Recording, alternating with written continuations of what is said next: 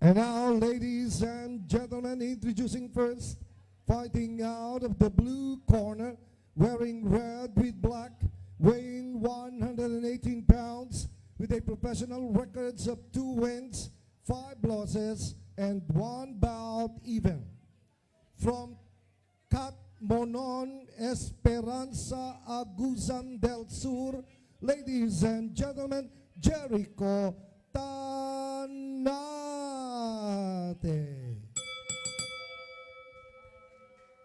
And his opponent across the ring, fighting out of the red corner, wearing gray with white, weighing 119 pounds, with a professional records of 4 wins, 1 win coming by way of knockout, no defeat, and 2 bouts even. He hails from Santa Maria, Bulacan, representing the Athletes Fitness Gym of Cebu. Ladies and gentlemen, Jeff the Airstrike Santos.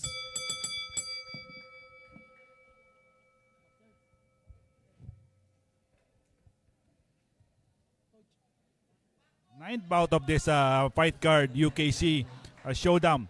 Jeff Santos, 4-0 with 2 draw and 1 KO from Athletes Fitness Hub in Bulacan against Jericho Tañate, 2-5-1 from AG Boxing Gym. Both of the fighters will be fighting in 118 bantamweight division. Very exciting Santos versus Tanate. So Santa Maria Bulacan versus Agusan del Sur po ito para sa mga fans natin Tsaka kanina Alvin, pasalamat tayo dun sa nagbato ng kind words sa comment section natin na tutuwa daw sila sa ating mga bouts ngayon. At shoutout din kay Miss Marison Manaloto tsaka kay Sir Sunny Santos, yung tatay ito ni Jeff. They are supporting yung mga boxers. So right now, ang nakikita nyo po si Airstrike, yung may parang cream yung niya, yung trunks niya, tapos parang feathery yung white trim, and then si Tanate yung naka-red and black. At meron siyang naka-braid siya sa likod. Kasi si Jeff Santos, Ba't nga ba Airstrike? may day job siya he is a steward sa AirAsia. So, nagkaroon lang ng connection yung Airstrike because he is also He's working sa AirAsia. Tsaka, kinonek-connect lang. Which is nakakabilib, Kasi it's difficult to be a boxer, let alone mag-maintain ka pa ng day job. So kaya yung mga kapwa natin boksingero ay believe din talaga kay Jeff Santos. Parang tayo. Ikaw sa bangko, ako nagkikilo ng pako sa umaga. So, mahal natin ang boxing Totoo. Wala tayong magagawa. Talagang minsan ang isip ko, ako personally, minsan ang isip ko nasa 4 na lugar. Hinahati-hati ko. At maganda naman mahalin ang boxing kasi sabi nga nila it's a noble sport at even nung umpisa pa lang nung history ng mundo, dito na talaga nasusubok ang galing at isip ng mga tao. Ako, JP, Sansang Sports na rin ako tinapon. Sansang Sports na rin ako nag-coverage at sumali. Pero, wag naman magagalit yung ibang sports sa akin. At tingin ko, iba ang magmahal ang boxing. Totoo. Ang mga tao sa boxing, ang mga boksingero, pag niyakap mo sila, yayakapin ka rin nila. Totoo. So, no disrespect to the other sports. No disrespect sa ibang sports. At tingin ko, Alvin, hindi lang naman tayo nagsasabi, Kung hindi ako nagkakamali, recently nagpa-survey din ng ESPN. Ano daw yung hardest sport in the world? Number 1 po sa botohan ng boxing. At hindi lang mga boksingero ang bumoto, lahat ng mga atleta recognizes na mahirap talaga itong sport na to. Correct me if I'm wrong, I think it was ESPN. Yun. Just a quick trivia. At ngayon, yung nasa saksihan natin, maintindihan nyo kung ba't mahirap itong sport na to. Ang hirap makatama, di ba? Lalo na pag ang dalawang boksingero ay talagang masugid na nagsusukatan at alam yung game plan, may idea sa estilo ng bawat isa. Mukhang nag-aral tong dalawa na to. They did their homework. Tsaka very elusive fighter din si Jeff Santos.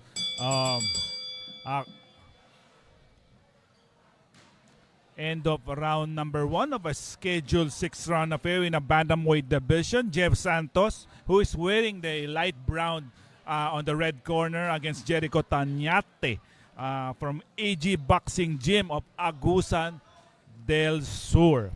Correct, Alvin. And yung mga kaka-tune in lang, ito po yung unang 6th round natin na laban.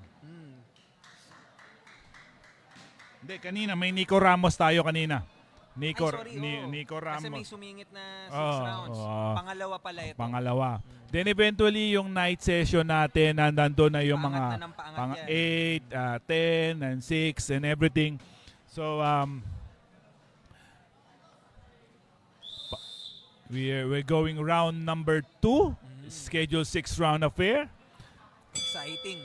So para sa mga bago lang nanonood ngayon ng boxing, nagbago kasi ng kadalasan ng mga napanood nyo kanina 4 rounds. So medyo ang iba ang pacing dito. So iba ang pacing pag 6 rounds.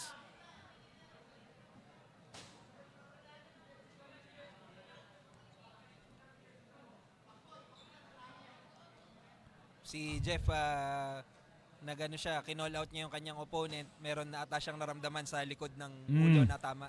Ulitin ko lang bago tayo sa lahat ng nag-aabang, ang ating main event will be the Wonder Kid, Rex Cho against battling a very dangerous Genesis Leberanza who wants a world title challenger.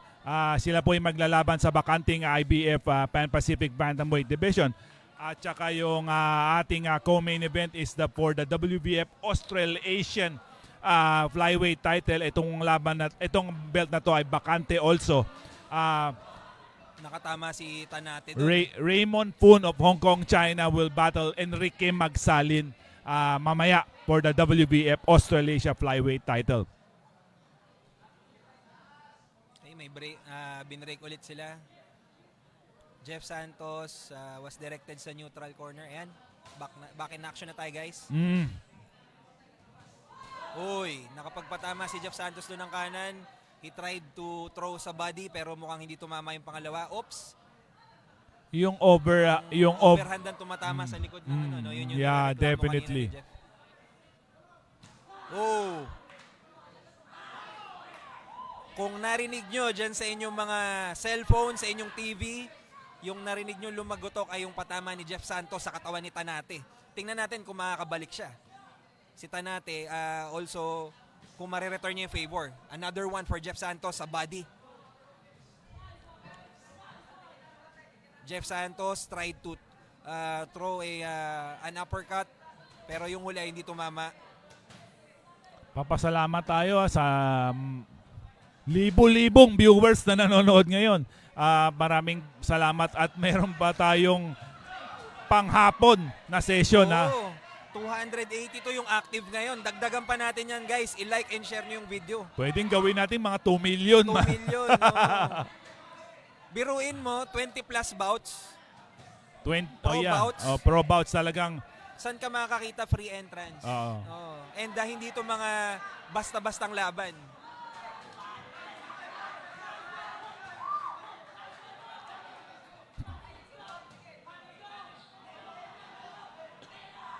So far, Alvin, anong naobserbahan mo dun sa dalawa? The skills level of Jeff Santos is showing ways dito sa laban na to. I think Jericho Tañate mas step up siya, no? Do a little more dirty fights on dirty styles. What I mean about dirty style, he must come inside, go for broke. Kasi kung ganito ang magiging style ng laban, it is highly favorable on the advantage of Jeff Santos. Ang nakikita ko naman kanina dun sa round na yun, ang nagiging successful si Jeff yung mga pivot niya, no? So nalalaro-laro niya yung angulo. Yeah. That's why he is able to get yung mga shots niya rin kay Tañate. Ganyan kasi ang boxing eh. Anong style ang madadala mo sa taas ng lona? If you are a brawler at yung style mo ang nilalaro doon, obviously advantage mo yon. Kung scientific ka, yun ang nagdadala ng laban, iyan ang advantage para sa iyo.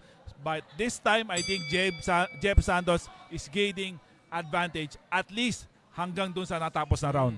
Ngayon, makikita natin kung anong dadali ni Tanate dito sa round na to. Pero dun pa lang sa umpisa, nagbato na agad si Jeff. Kung di ako nagkakamali, kanan, another right from Jeff Santos. Yes. And Tanate is trying to break by throwing punches. Kasi dapat talaga pasukin niya si Jeff Santos. Try to pin Jeff Santos to the corners. Tama. Otherwise, mamamayagpag yung haba ni Jeff.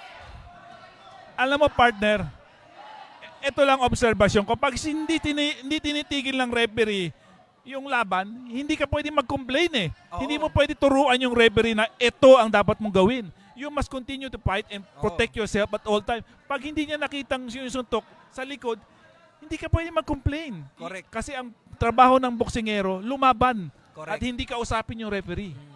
While we do understand yung yung punto ni Jeff by Yes, calling out the referee, that can also be a big downfall pag nalusutan siya. Oo. Kasi anong purpose bakit nandiyan yung referee? 'Di ba? Kung we constantly gonna do that, huwag na tayo mag-referee. Mag-brawl na lang tayo diyan, 'di ba? I'm just explaining yung other side of boxing, ha. Correct. So at least nagkakaroon na idea yung mga casual fans natin, no. That's why we follow yung referee.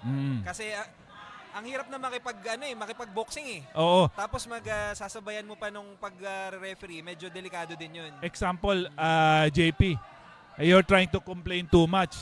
Biglang nakatingin ka sa referee, nasingitan ka. Totoo. Oh.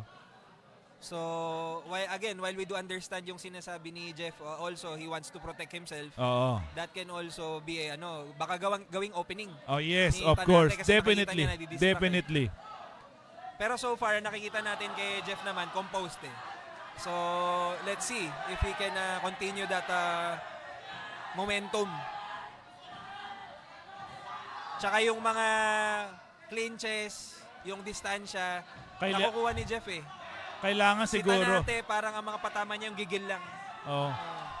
Kasi ang lahat ng patama ni Tañate, overhand. Totoo. Pag lumalampas na pupunta sa batok. So I think pwedeng mag-adjust din si Jeff Santos head movement to elude ng mga overhand ni Tañate. Talagang dinadaan ni Tanate talaga sa brawl talaga.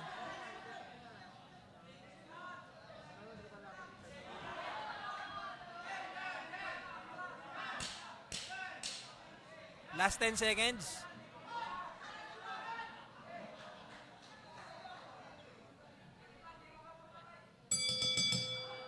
In terms of the first 3 round, talaga makikita mo yung advantage talaga ng Jeff Santos. Siguro ang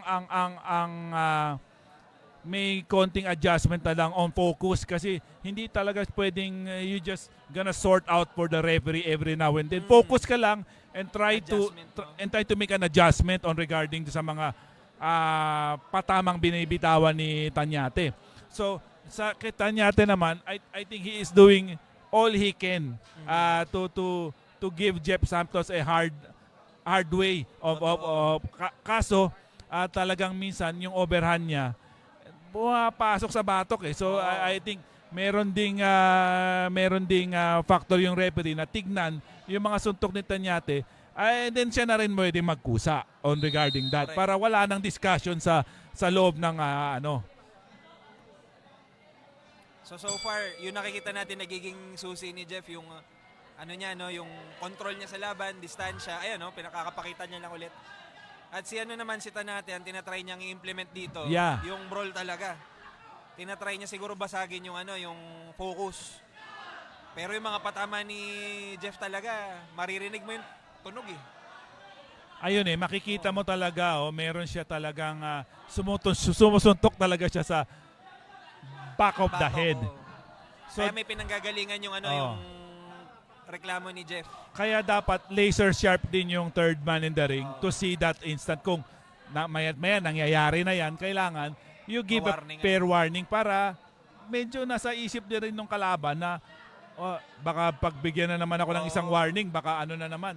Baka bigyan na ako ng deduction. Oo, di ba? Kasi syempre, to be fair din dun sa kay Tanate, baka iniisip niya, syempre lumalaban siya eh. Tsaka iniisip niya malinis. Tsaka baka legal yung ginagawa ko kasi hindi naman ako sinasaway. So, agree. Dapat mabalanse din yun. So, actually magandang laban to. Magandang kung titingnan mo how scientific boxing fighting against a brawler. Typically nangyayari talaga yan sa boxing eh. Oo. So doon din masusubok yung style nung maalam sa technical kung uubra din pagka binigla ka ng isang brawler Pero matibay yung Tanyate, matibay. Oo. In terms of an opponent talagang pero tingin ko lang, observation ko, not enough to create problem against Jeff Santos. Na pa rin kumbaga natetame pa rin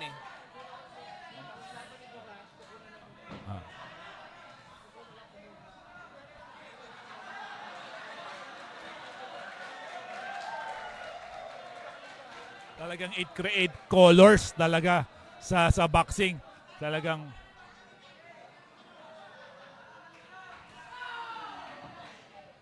Ayan, hina-highlight ko lang baka kasi hindi nyo naririnig sa coverage.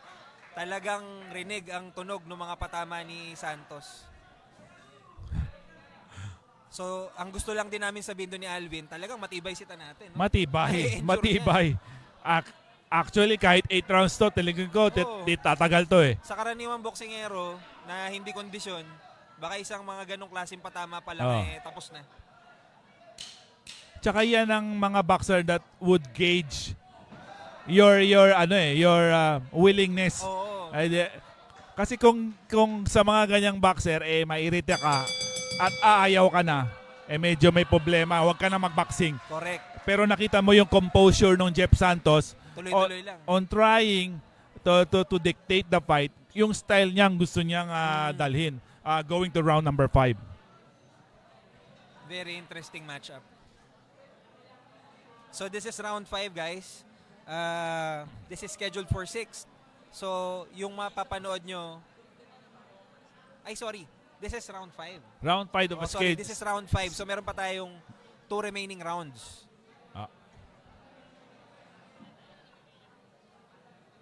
Makikita mo, ako very observant ako nakikita ko yung Tanyate, hindi pa siya pagod. Hindi. Yung Jeff Santos, hindi pa rin siya pagod. So talagang I'm a firm believer talaga sa conditioning and stamina of one boxer that could probably propel you from winning to losing. Oo. Yun. Kasi dahil dun sa conditioning niya, even yung may patama, natutuloy niya yung game plan niya. Kasi hindi siya napapatigil. Kasi minsan JP ganito merong napakagaling na boxer pero kapos na. Oo. At yung medyo ordinary na boxer na kondisyon, perhaps baka manalo pa yung talagang kondisyon kasi wala nang hangin yung kabila Kasi kumbaga sa buhay, so handa ka sa mga pagsubok. Tama. Yun ang naihatid ng magandang conditioning. Pero on this fight, I think both boxers are very well conditioned to go full route. Hindi rin nagpapakumpiyansa si Jeff.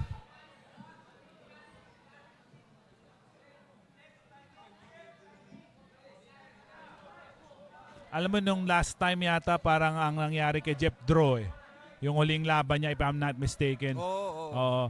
May siguro nasabi ko lang dapat you must pull a little more of your of the guns na nakatago sa iyo. Huwag mong masyadong itago kasi mamaya meron nga sinabi si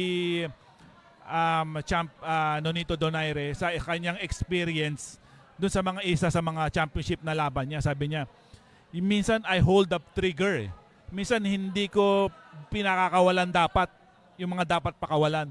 Yun daw minsan nag-gauge from winning to losing. Kung nandun na, may chance ka, ibato mo na. Baka yun ang suntok na could propel you from winning the fight. Correct. Lalo na with the sport na boxing, no, na wherein ang any second can spell the difference between victory, losing, o kaya even nakakalungkot man pag-usapan, difference between life or death. Dapat talaga i-protect mo yung sarili mo. Yeah, definitely. Ibuga mo yung dapat mong ibuga. Nakita mo yung mga previous na laban natin, yung mga highly dominant na yung one round. Then eventually, binigyan ka ng isang matindi, baksak, tapos. Totoo. That's how you must do in boxing. Well, kaya yun yung pinag-uusapan natin na kanina, no, na according sa survey, people also understand na yun yung difficulty ng sport. Yeah. Oh, kasi with a team sport o kaya mga racket sports, madali makabawi. Hindi ko sinasabing madali yung sport. Ibig sabihin lang, when you get injured from boxing or yung mental aspect ng boxing pag natalo ka, iba eh. Ganito na lang, JP. What are you aiming dito kunyari sa larong tennis, you're aiming for the ball. Yes. In boxing, you're aiming for the head, you're Yes. aiming for the body. Oo. So, I'm not trying to disrespect the sports of tennis. Magandang mga sport yan. Maganda yan. Pero yung severity, yung mangyayari sa'yo, kasi susuntukin yung ulo mo, Oo. susuntukin yung katawan mo, then eventually, very sensitive part yun. Di ba? So basically, hindi yung court dito, yung facility dito, it's secondary. Ang Oo. pinakapangunahing pasilidad dito ay yung ating utak, katawan, at espiritu. Oo, yun. Ganong kabigat ang sport ng boxing. Pero yung mga iba, like MMA, mahirap na sports din. Mahirap yan. Kasi, yung unang-una, doon sa MMA, ang unang tinitignan ko, yung gloves nila, hindi foamy yun. Rekta yun kung tamaan ka. Mas manipis. Mas manipis. Mas manipis. Kaya pag tamaan, Saka naka-anong daliri, expose ang daliri. pag tinamaan ka ng isang solido sa MMA, talagang may kalalagyan ka. Kasi, how close from the knuckle to the skin. Ang boxing kahit papaano may konting foam eh. Ang MMA talagang pag tinamaan ka. Ang sa boxing naman yung length. Yung length pag 12 round yan, talagang palabigasan talagang until the end. Ang maximum ng MMA hanggang 5 pag championship. So meron ding factor talaga yung sinabi mo na nung sinabi ng ESPN na ito talaga ang pinakamahirap na sports. Tsaka lalo na yung mga bago sa boxing, dati po 15 rounds to. Nakaw. Binawasan pa yan. Kung naabutan mo yung 12 rounds, pa yung partida. Yung mga luma nating mga boksingero, they fight for 15 rounds.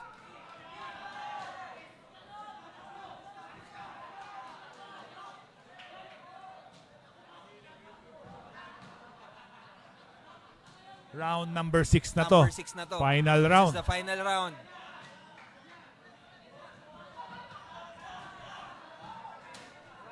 So far talaga in terms of pag-boxing ang pinag-usapan, parang ang nakikita ko right now si Jeff pa rin yung nag-i-impose nung talaga. Of course. Very style niya. very obvious talaga.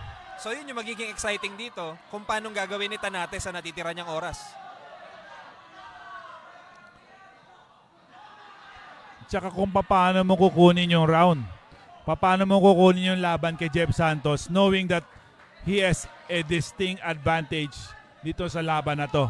Because he pile up a lot of points from round 1 to round 5. Correct. How would you respond? Kailangan talagang Do or die na. yeah. Do or die. Well, yun yung maganda sa boxing, kahit na tambak ka na, parang may bonus. Sa basketball, hindi pwede. Sa basketball, di pwede. Pag tambak ka na, tapos na eh. Minsan, round 12, pag tinamaan mo yung kalaban, tapos. Di ba? Even though you're far behind sa scorecard, pag tinamaan mo siya ng isang maganda, tapos na yung laban sa favor mo. So, hindi pa rin natin pwede i-count out si Tanate, no? Meron pa rin siyang chance. Depende lang kung anong gagawin niya sa chance na yun. But right now, kakapakawala lang ni Jeff kanan sa katawan. Nakatalikod lang sa akin yung angulo pero I think it landed sa midsection ni Tanate.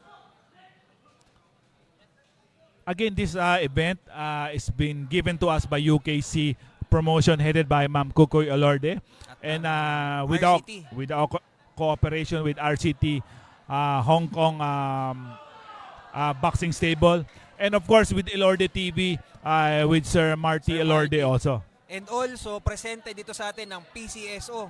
So, ang ganda, pagpunta mo dito bago ka bumili ng kape, tumaya ka na rin sa loto. By chance. Para matulungan pa natin yung PCSO na magkaroon ng pondo para tumulong pa sa mga kapwa natin. Definitely.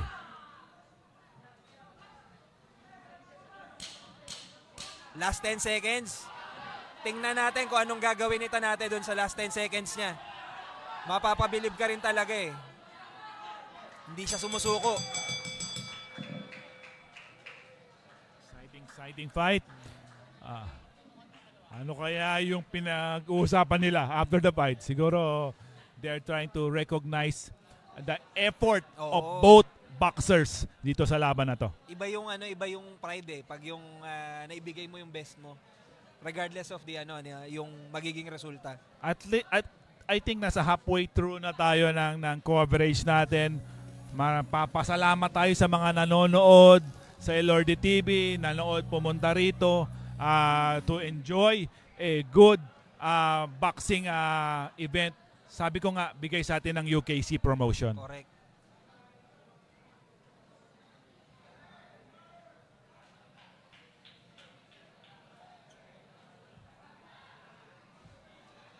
Para dun sa mga kaka-tune in lang, again, this is UKC Showdown at live po ito ngayon dito sa legendary na Flash Grand Ballroom sa Elorde Sports Center dito lang sa Parañaque, Philippines. So kung malapit ka, it's your chance pa rin na humabol para sa halfway pa lang tayo. So marami pang mga laban, ano? And again, we'd like to thank yung mga sumuporta sa event. Fairtex Philippines, Pocari Sweat, si Gab, tapos Viva Promotions, SSC, B Athletic, at saka nabanggit ko na ba yun, yung Viva Promotions, Elorde Boxing Gym din. Most of the fighters na na-witness nyo kanina, they train there, dito sa Elorde Main. At iba't ibang branches din.